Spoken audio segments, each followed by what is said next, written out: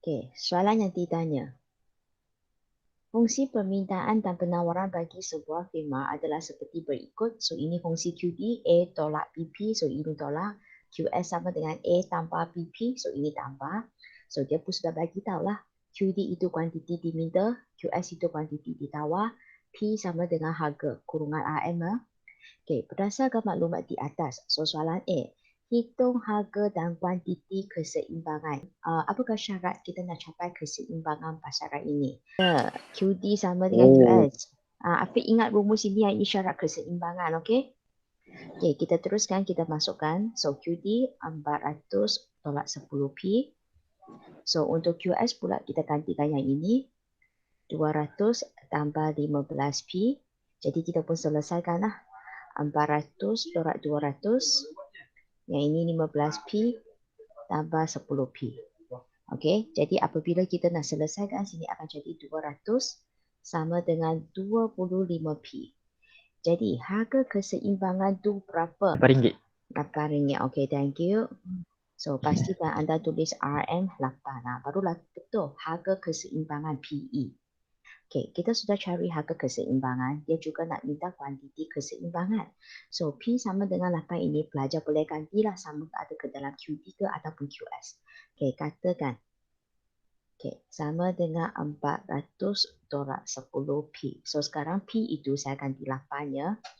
400 tolak 10 kita buat kurungan 8.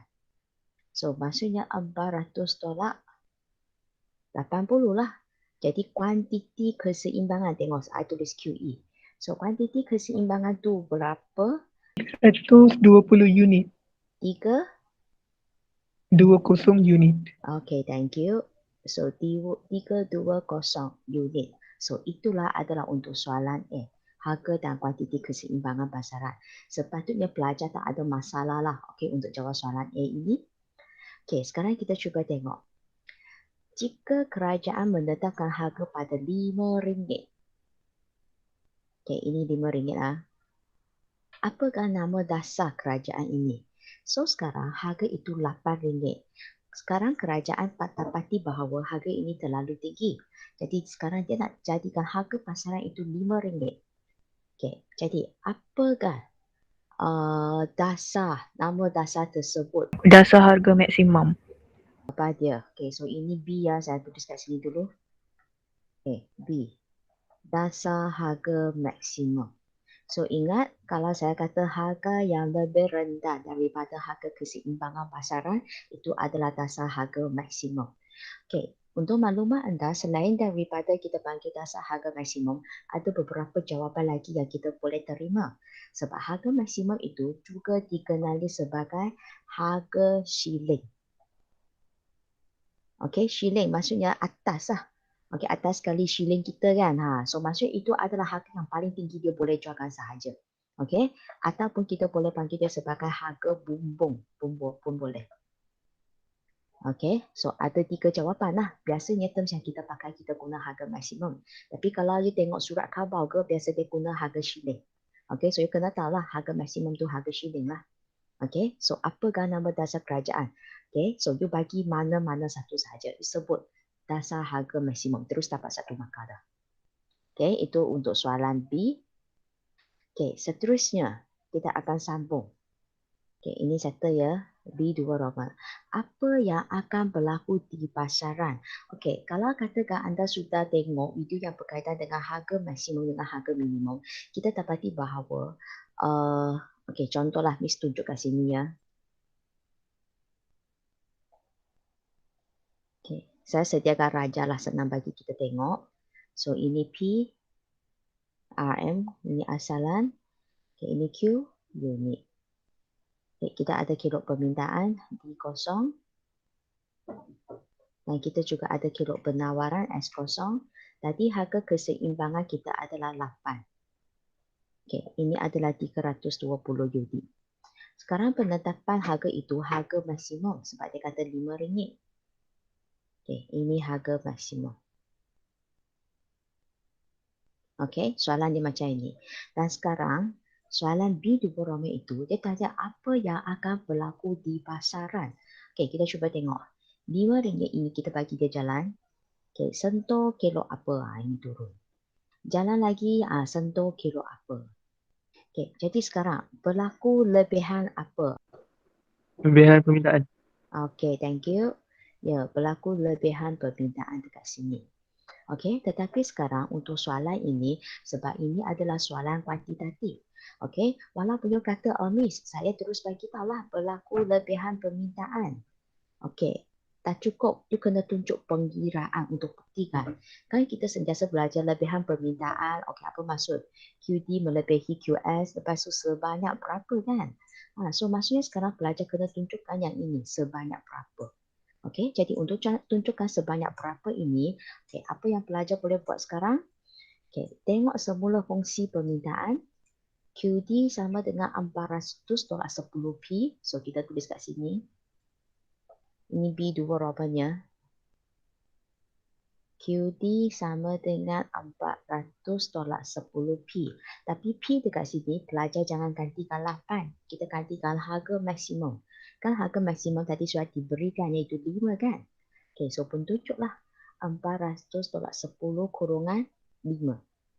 Okay, so selesaikan. Tolak 50. Okay, berapa dekat sini? 350. Itu sahaja ke? Oh, unit. Ya, thank you. Baru dah tepat.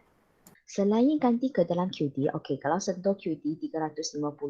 So, bermaksud harga RM5 bagi dia jalan sehingga sentuh kilo D. Kan turun bawah, saya kata ini sebenarnya QD kan. Jadi QD ini merujuk 350. So, bermaksud selain daripada QD, anda kena cari QS dia juga. Sentuh sehingga sentuh kilo KS. Dia jalan-jalan sentuh kilo S kan? Turun bawah ini QS. So, sekarang sini berapa? Juga sama. So, pelajar kena tengok semula fungsi penawaran yang asal yang ini. 200 tambah 15P. So, I pun tunjuklah.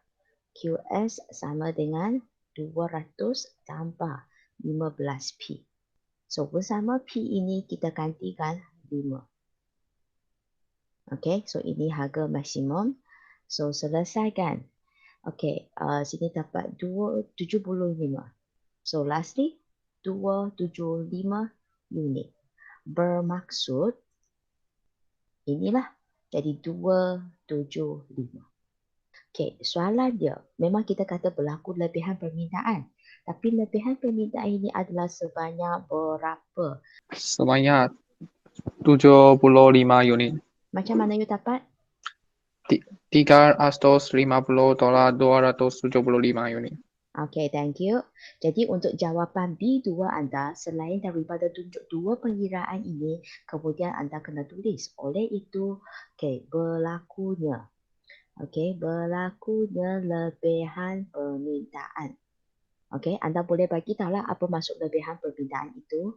Okay, kerana QD melebihi QS.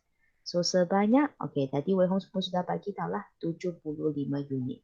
So you buat kurungan 350 tolak 7, 275. Inilah jawapan yang tepat. Pastikan you ada 3 step ini. Saya ulang. Step yang pertama tunjuk pengiraan ini. Ini step yang kedua pengiraan untuk QS. Dan step yang ketiga satu kesimpulan yang bagi tahu berlaku lebihan permintaan.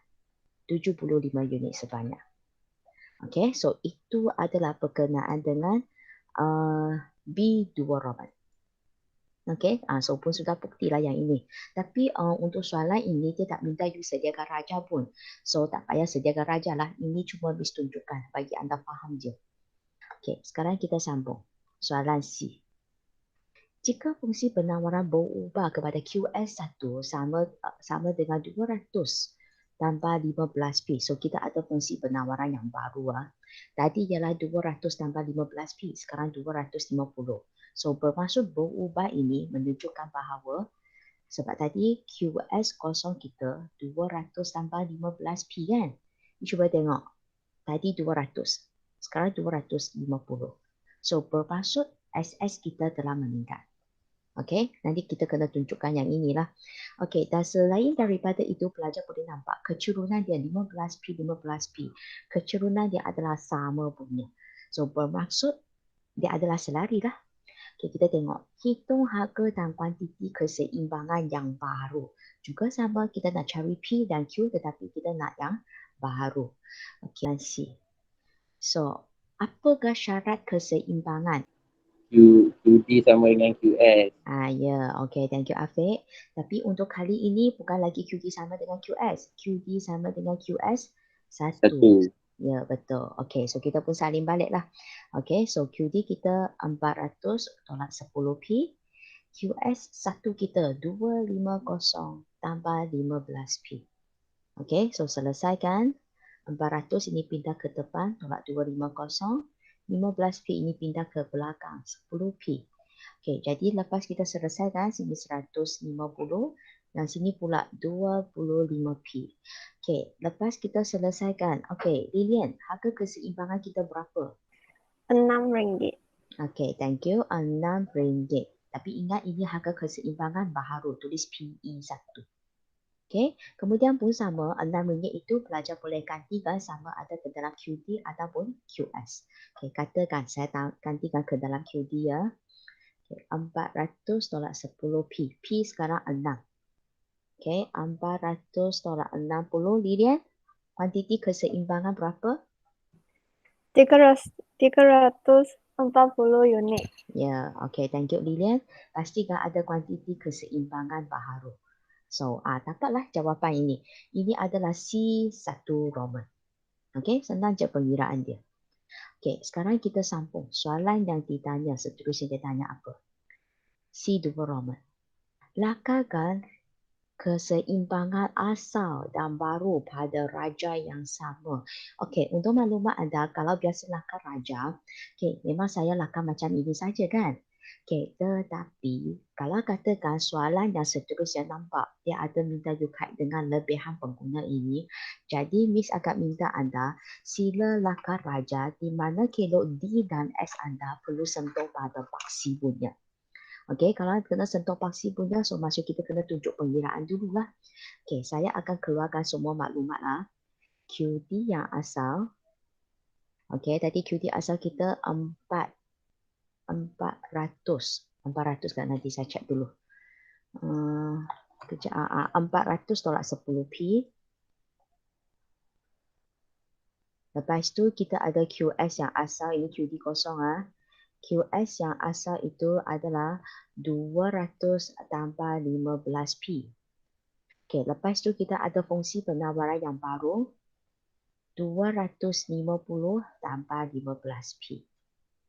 Okay, nak lakar raja keseimbangan itu, okay, Miss lakar dekat sini ya, C2 Roman. Okay, sediakan paksi XY dulu.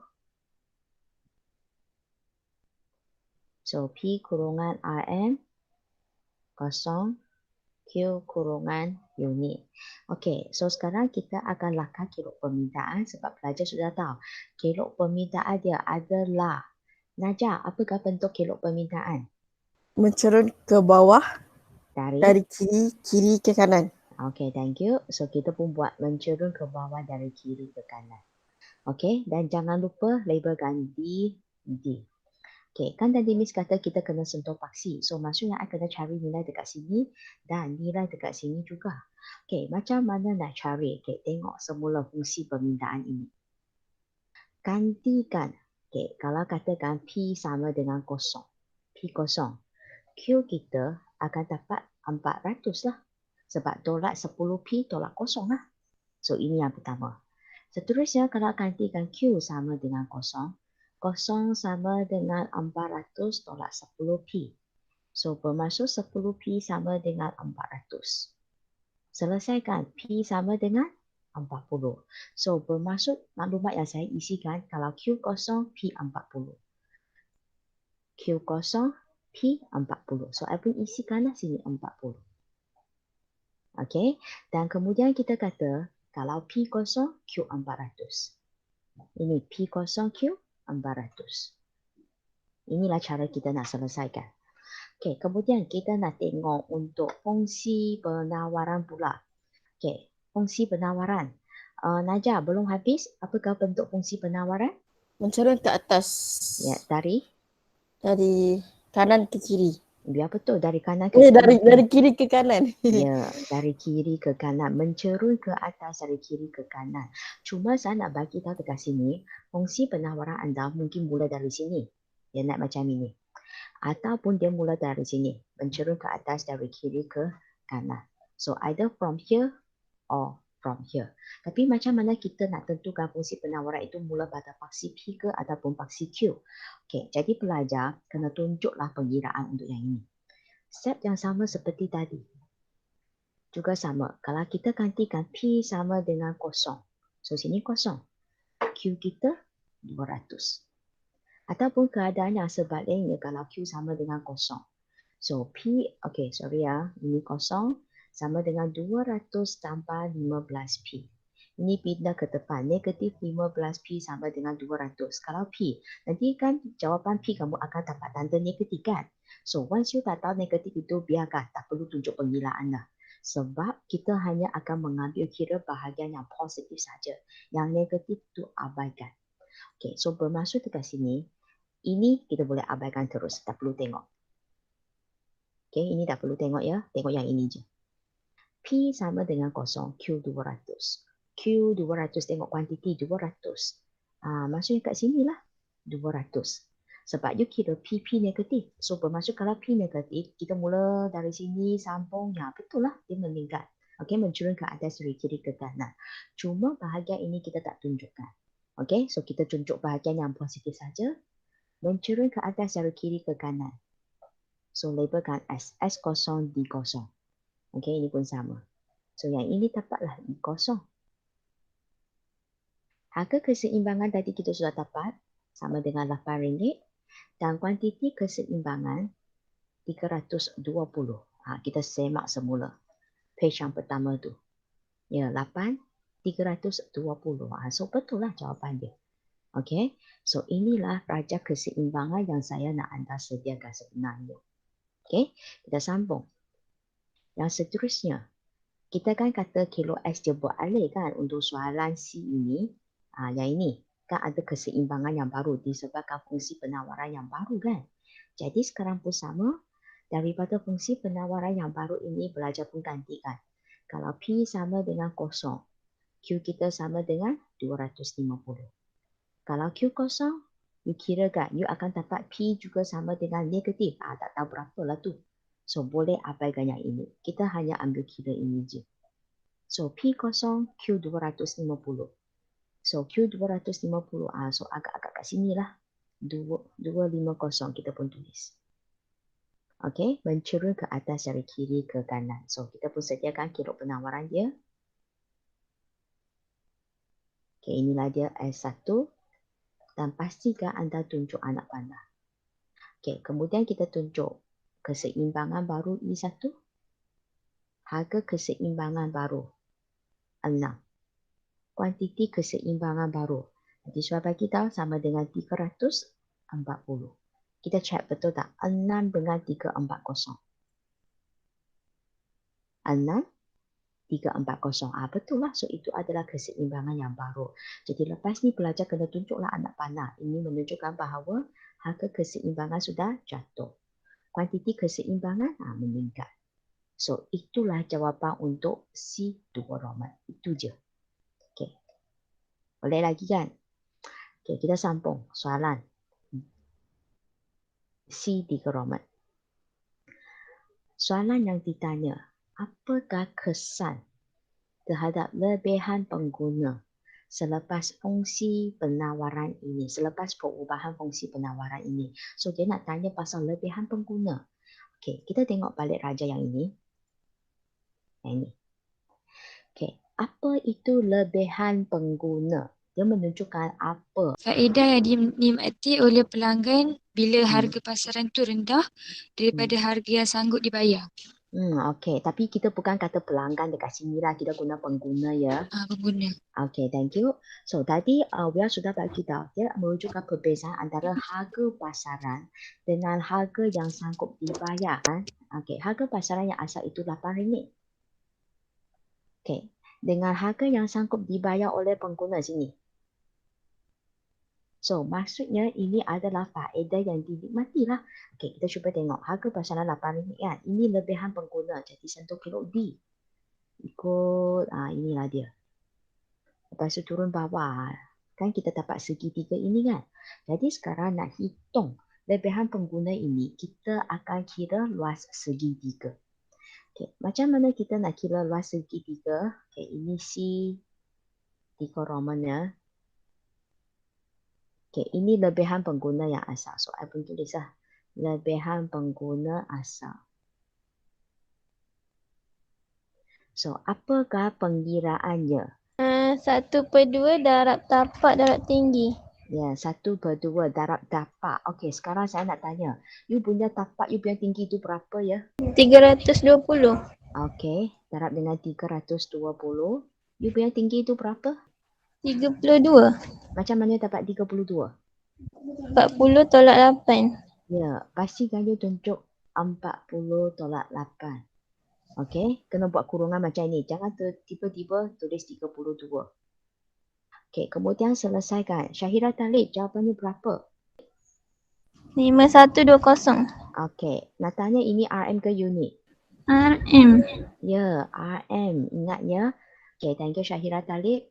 Tak kisahlah lebihan pengguna ke lebihan pengeluar semua dalam RM. Okey, yang ini hanya asal sahaja.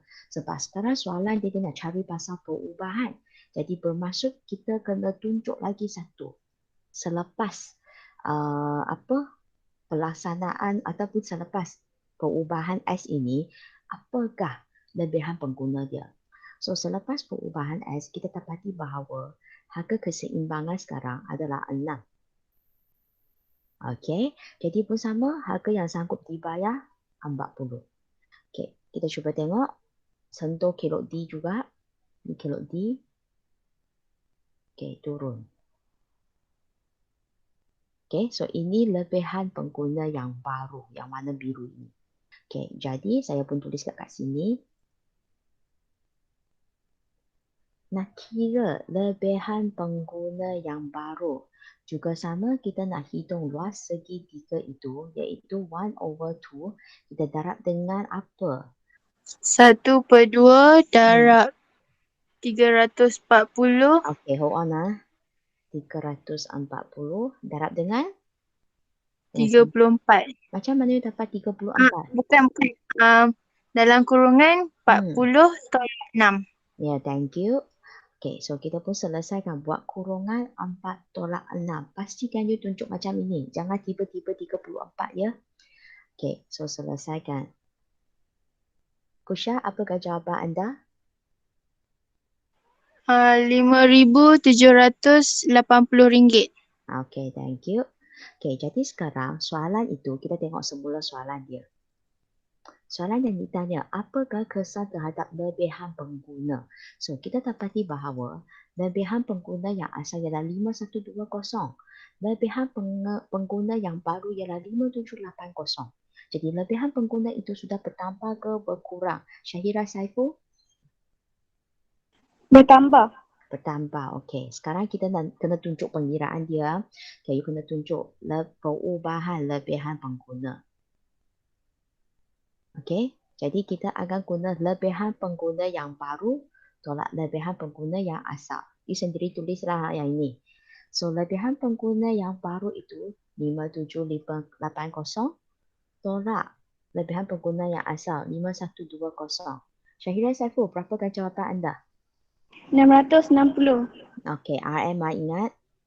Okey, so jawapannya RM660. Okey, kenapa kita tahu bertambah? Tengok, ini positif kan? So, positif menunjukkan dia bertambah lah. So, pelajar boleh tulis. Oleh itu, lebihan pengguna.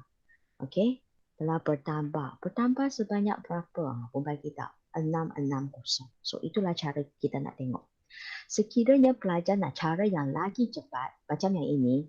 Okey, tengok semula. Kalau ikut step ini kan, kita kena cari yang asal dulu. Kemudian kita kena cari yang baru. Ada baru, ada asal.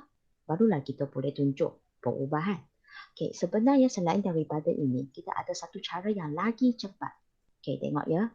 Kita terus guna segitiga yang besar ini, kita tolak segitiga yang kecil ini. Kan tinggal bahagian ini saja kan? Nampak? So, sekarang saya nak tanya, bahagian ini adalah luas apa? Trapezium. Trapezium. Okey, so sekarang bagi tahu saya, trapezium itu nak kira macam mana? Okey.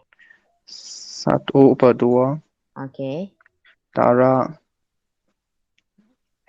320 Okey. tambah 340. Ya, kita akan tambah bahagian yang sedari ya. 320 Kemudian sini, 340. Kemudian, darab 8/6. ya, thank you. So, kita pun selesaikan lah. 1/2. Okey, yang ini akan jadi 6. 60. Okey, lepas tu sini darab dengan 2. So, once you selesaikan, you akan dapat jawapan kamu sama dengan 660 juga. Okey, sebab ini kita selesaikan. Hapuskan. 660 ini sebenarnya adalah merujuk jawapan inilah. Kan? Ini bermaksud lebihan pengguna bertambah sebanyak 660. So, ini kaedah yang pertama kita nak cari jawapan dia. Dan lagi satu kaedah, inilah kaedah dia. Okey, tapi depan pelajar kena tulis lah. Ini adalah perubahan lebihan pengguna. Okey, sesiapa yang suka cara yang cepat ini, you just go ahead. Tetapi sesiapa yang rasa ini susah, tak boleh punya, tak apa. You boleh guna cara ini. Cuma step dia panjang sikit lah. Okey, so itu adalah keseluruhan yang berkenaan dengan apa soalan kuantitatif 4 yang kita nak bincang hari ini. Kalau soalan dia kata apakah kesan dengan apakah yang akan berlaku, memang kena ada tunjuk jalan kerja lah, madam. Soalan apakah kesan, apa yang berlaku yang ini ya, B2 Roman ini. B2 Roman. Okey, disebabkan ini sekarang adalah soalan kuantitatif. Jadi soalan kuantitatif you tak boleh hanya jawab lebihan permintaan saja. You kena tunjuk pengiraan. Kalau katakan soalan esei, you boleh jawab sahaja. Tak perlu tunjuk pengiraan pun. Okey? Okey, terima kasih. 0 atau for Okey. itu P Roman 2 Okey, yang ini. B2 Ah, Roman. Okey. hanya tulis lebihan permintaan saja. Kalau saya tulis lagi satu lebihan pengguna bertambah leh. Okey, soalan dekat sini kita tengok semula. Okey. Apa yang akan berlaku di pasaran? Sebab sekarang kalau you tengok semula video yang Miss buat itu, kalau kesan terhadap pasaran memang kita fokus terhadap lebihan permintaan dan ataupun lebihan penawaran. Kalau soalan itu dia spesifik, dia nak you kaji pasal lebihan pengguna, baru kita tengok yang itu. Okey, sebab sekarang soalan dia sudah fokus pasaran. So kesan terhadap pasaran lah. So pasaran itu sama ada dia capai keseimbangan ataupun ketidakseimbangan pasaran. Okey, Lilian boleh ke? Boleh. Thank Okey you. ya. So lebihan pengguna itu kita tak kajilah kecuali soalan itu minta. Okey. Saya rasa setakat ini sajalah untuk kelas maya kita hari ini. Okey, so kalau tak ada apa, so boleh live meeting. Okey, so sekian, terima kasih. Okey, bye-bye. Thank you, madam. Miss.